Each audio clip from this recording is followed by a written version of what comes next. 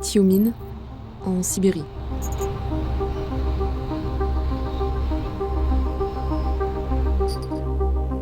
Mazyr, en Biélorussie, à 40 km de l'Ukraine. Depuis le mois d'avril 2021, la Russie déploie son armée à la frontière ukrainienne. Et à l'hiver 2022, ce déploiement s'est accéléré. Par centaines, des vidéos montrant de l'équipement militaire russe en déplacement ont été publiées sur les réseaux sociaux. Associées à des images satellites que nous avons pu collecter, elles permettent de mesurer l'ampleur de l'opération militaire menée par la Russie.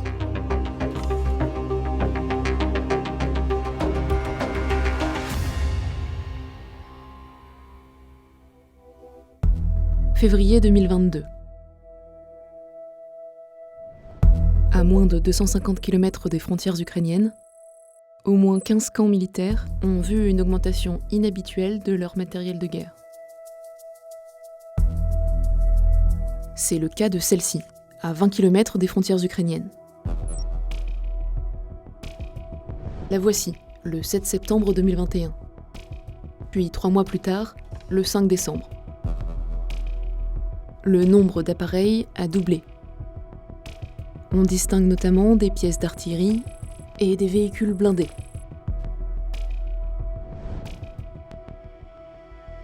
À 250 km des frontières ukrainiennes, la base de Yelnya est celle qui connaît le déploiement le plus important.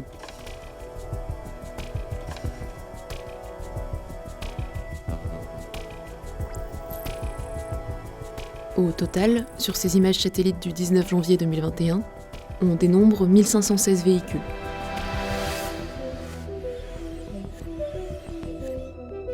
Sur cette image du 29 décembre 2021, 239 tentes ont été installées.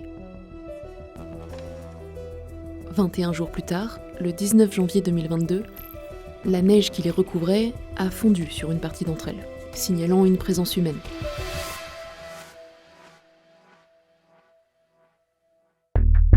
Pendant ce temps, en Russie, des dizaines de vidéos montrent le même équipement militaire en train d'être déplacé.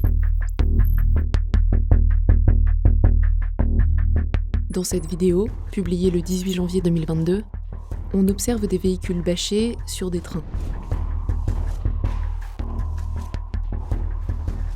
Pendant la même période, plusieurs vidéos montrant des véhicules bâchés de façon identique ont été publiées sur les réseaux sociaux.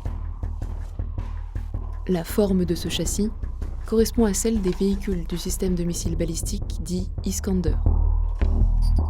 Ce système, capable d'atteindre sa cible dans un rayon de 500 km, peut être armé de missiles conventionnels ou nucléaires. Sur la première vidéo, on observe également 8 conteneurs de forme circulaire.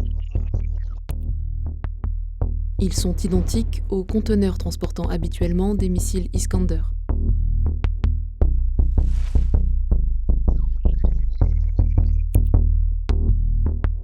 Ces bâtiments sont les mêmes que ceux de cette photo. Toutes deux ont été prises ici, à 300 km de la frontière ukrainienne.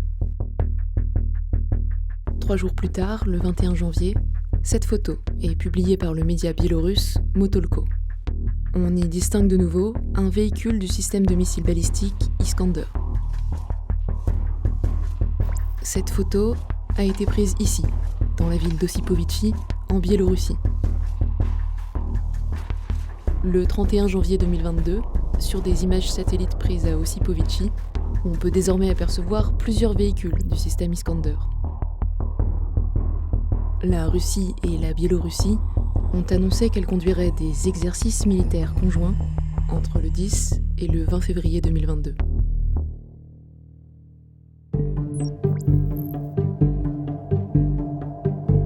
Début décembre 2021, plusieurs vidéos montrant des véhicules militaires le long d'une voie ferrée apparaissent sur les réseaux sociaux.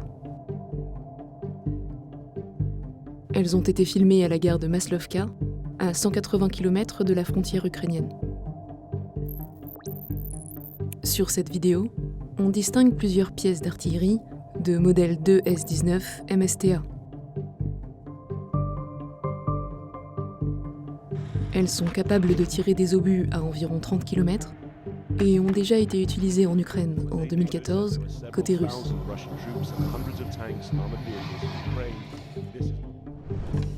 À quelques kilomètres de la gare de Maslovka se trouve le terrain d'entraînement de Pognovo.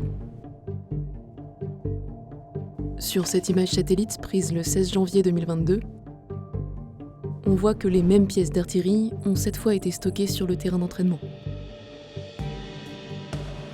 10 jours plus tard, le 26 janvier, on y distingue désormais aussi des véhicules du système balistique Iskander.